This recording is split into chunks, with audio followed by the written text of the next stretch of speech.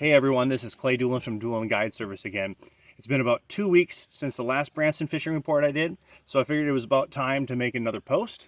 I've been out on the water significantly in the last 2 weeks on all three lakes: Table Rock, Taneycomo, and Bull Shoals. The fishing is as tough as it's going to be all year, but there's a good way to catch a few fish and some big ones. Just depending on the lake that you're on, it's kind of similar, but it's a little different on each lake. You got to kind of dial some things in. So first things first is the water levels and water clarity. Water levels on Bull Shoals right now are probably 6 to 8 feet low from normal pool, which is actually really good. It gets fish more congregated, but considering this time of year, water temperatures right now vary depending on where you're at in the lake, but for the most part, they're pretty stable at about 83 to 84 degrees. That goes the same thing with Table Rock. Taneycomo is always colder. It's a trout fishery. The clarity on Bull Shoals kind of depends on where you're at in the lake. If you're up the White River, closer towards K-Dock, it's going to be a little dirtier water, and fishing's a little tougher, but the fish are shallower. So if you're a shallow water fisherman and you like doing that type of thing, you're going to be able to find a lot more fish shallow with a deep diving crank, a football head jig, and a worm.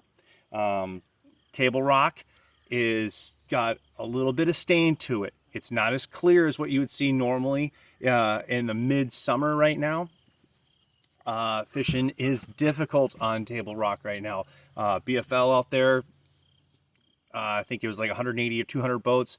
It took 15 pounds a day to win and 10 pounds a day to end up in the top 10. So it's a little difficult. I did guide someone out there, took him around, kind of showed him around a little bit just to get his feet wet before he went out there and really practice hard for himself for that BFL. And he put the pieces of the puzzle together really well and took a top 10. So there's a way to catch some big fish on all three lakes right now. Right now, it seems to be, for me, it's all about the jig. I think a lot of people are out there live scoping and they're looking for a lot of scattered fish, and those fish are just tough to find and relocate every day. But with the jig, I'm able to stick on a type of fish that's eating large crawdads. And here in the White River system, we have the largest crawdads anywhere in the world. So those larger fish will key in certain areas just to eat those crawdads. And what's happened right now with all three different lakes is the jig, and I keep it simple. When fishing is really tough, I'm trying to keep things simple. You slow down in premium areas. You got to find those premium areas, but once you find a bite, slow down. There's more around, and they're tough to get to bite, but it can be done, and the better quality fish seem to come on the jig. Now, the type of jig is going to vary dependent on the lake you're on. Bull Shoals, it's about the big football head jig. I'm throwing a 3/4 ounce football head jig, probably about 25 to 30 feet. If you can find brush piles, that's great. If not, big chunk rock off of main lake points or secondary points. It's all about the green pumpkin and blue. If you look at the crawdads that are coming out of the fish's mouths right now, they're green pumpkin with a little bit of blue and sometimes like an orange claw on it. And I'm just keeping it that way. A lot of times, even around the brush piles, there's tons of bluegills around the brush piles. That's the only bait I think that they're keying on, which is the bluegills and the crawdads. And usually they're both in the same area, either around a brush pile or around big chunky ledge rock early in the morning. Football head, 3/4 ounce. I'm just pairing it up with a twin tail, green pumpkin blue. That's pretty much it. And it's going to be the same type of thing on all three lakes. Once I've been able to locate them on the jig and I've got them kind of dialed and I catch one or two out of maybe a brush pile or a ledge, I'll go back through with this. That's a 6th Sense DD300. You can also use a Strike King 6XD, something with a green back on it. Doesn't really matter what color it is, but it's got to have like some type of green back. they love it. It's like they pin the bait to the bottom. The greenback seems to be working really well. Bluegill based type of bait. The workhorse all summer long and even going into the fall now has been this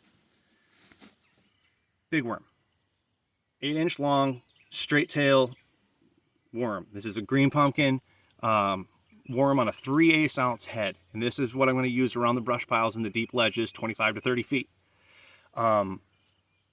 This is a Z-Man Magnum Fatties worm.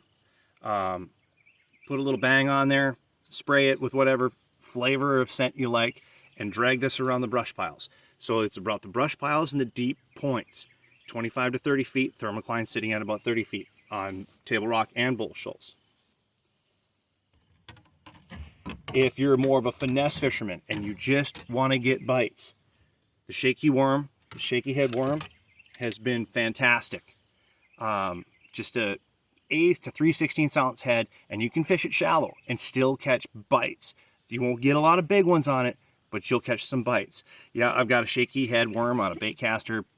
I'm kind of playing around with something new. It's called a BFS system, where you can throw finesse stuff on bait casters. So if that's why you're wondering why a shaky head's on a bait caster. Anyway, moving on. Table Rock. Once again, it's about the jig, but it's the type of jig. I'm throwing a compact finesse jig. Compact finesse jig. This is a little baby one. It's not like a micro jig or anything like that. It's just compact. And a lot of the crawdads there are small. The fish are a little smaller. So it's a round ball head jig with a substantially decent hook on it, you know, like something more stout, because you're going to fish it around cover. But 3/8 to 1/2 ounce.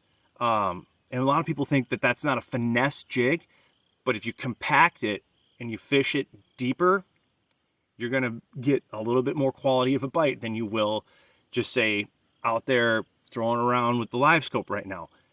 Those fish are broke up, like I said. So the finesse, compact, heavy head, round ball jig, green pumpkin blue. That's been the ticket. Table Rock, that's about all I'm throwing. And it takes a while to get bites. But when you do, they're a little more quality, and it becomes a little more fun. The shaky head is fantastic on Table Rock right now as well. You can get bites on it. Whether or not they're keepers, hit or miss. Then we got Lake Taneycomo. Taneycomo has been a little more difficult, but big fish are still there. I'm getting 7 to 8 fish every 4 hours, something like that, and the average size is quality. They're going to be in that 3 to 4 pound range, and then once or twice a day, you know, in a 6 hour, 8 hour day, I'll get a real big one, something 6, 7, 8 pounds. And I'm just, once again, I'm keeping it super simple, but the key to it is to get shallow. I mean shallow. Like a lot of guys are frogging right now, and I see that happening. Frogging has been a thing over the summer, but it's just not working. The grass has grown up to the point where it's matted and topped out. It's choked out. So a lot of the fish aren't in the grass anymore. They've come out to the edge. Well, a lot of those fish on the edge of the grass are spooky. They've been thrown at a lot by some people that throw really large swim baits. And the really large swim bait and glide bait thing off the weed edge has been something that you could do over the last few months, but it's like they're getting really wary of that, and they're spooky. So how I've been able to, you know, combat that is go the opposite direction. Instead of off the weed edge with a larger bait, I'm picking up a flipping bait or a jig, and I'm getting to the inside weed line. A lot of times that takes a push-pull, or you've just got to raise up the motor in the back and put the trolling motor barely in the water and just try to get yourself across all the cheese and all the gunchy weeds and everything and get all the way to the bank on the matted flats of grass that you find. Those big giant mats generally are not holding a lot of fish in them right now. They've escaped that. They've either gone out to the edge or they go to the inside weed line where it almost touches the bank. We're talking a foot, 2 feet deep. And that grass mat may be 300-400 yards before you even get to the bank.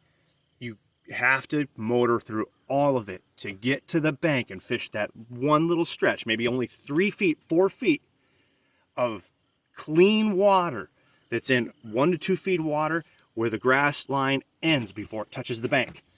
That's where all the bluegills are spawning still, because they continue to spawn on that lake almost all summer and all fall long. And the larger fish are coming out of the grass and getting whatever bluegills are in there on that inside weed line. Once again, it's about the bluegill colored bait or crawdad colored bait, green pumpkin blue, throwing it on braid, okay? Braided line, big rod. This big hook, it's an Outcast RTX jig. It's got a giant hook on it. And the difference between all three of these lakes that I'm fishing, the color's the same. The trailer's the same. It's the head type and the size.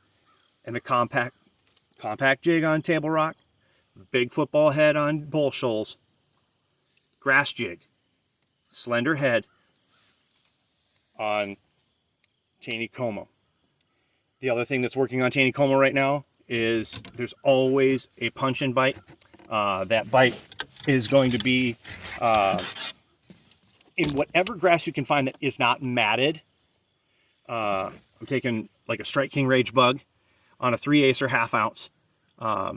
And I'm using 7/6 rod, heavy action, thick line, 50-pound braid.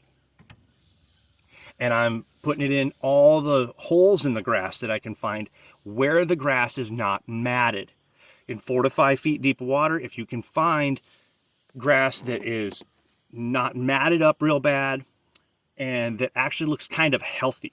We're talking grass that is in a little bit clearer water, and it doesn't look like it's dead and dying, that it's still kind of alive. Because a lot of the grass, I think, on the lake is dead and dying, and the fish are not relating to it whatsoever. They're just on the inside weed line, or they're in the healthy grass in 4 to 5 feet deep. If hopefully that helps everybody kind of figure out a little something that's going on all three lakes. Fishing has been tough, but the big ones are still around. And I always say quality over quantity. I was able to put together a 25-pound bag out here on Bull Shoals. That's where I'm at today. Like I said, throwing the big worm. And what really put most of the big fish in the bag was the deep diving crank. Something that dives about 18 and 20 feet and burn it fast. That got me about a 25-pound bag on Sunday. And then I had about a 20-pound bag for 5 fish on Taney Como the day before. Table Rock, you get to 15 pounds, it's a good day. So that's my Branson Area Fishing Report. Hopefully you guys liked it, and I'll give you another one in 2 weeks. Till then, tight lines.